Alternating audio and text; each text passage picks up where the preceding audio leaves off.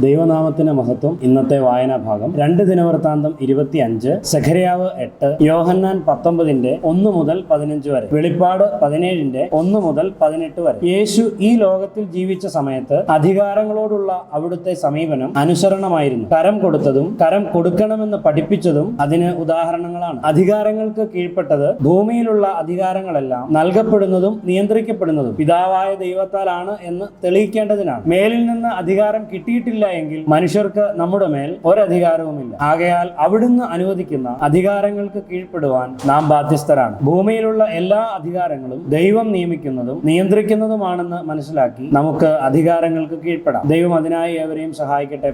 സ്വർഗീയ പിതാവാം ദൈവമേ, തിരുനാമത്തിന് നന്ദിയോടെ സ്തോത്രം. അവിടുന്ന് സർവ്വാധികാരിയായ കർത്താവാകയാൽ ഞങ്ങൾ അങ്ങേ വാഴ്ത്തും. കർത്താവെ, അങ്ങ് കാണിച്ചു തന്ന മാതൃക പ്രകാരം ഈ ഭൂമിയിൽ അധികാരങ്ങൾക്ക് കീഴ്പ്പെടുന്നവരായി ജീവിപ്പാൻ ഞങ്ങളെ സഹായിക്കണമെന്ന് പ്രാർത്ഥിക്കുന്നു. എല്ലാം ഞങ്ങൾക്ക് വേണ്ടി ജീവൻ തന്ന യേശുരക്ഷിതാവിന്റെ അതിധന്യമായ നാമത്തിൽ തന്നെ ആമേൻ.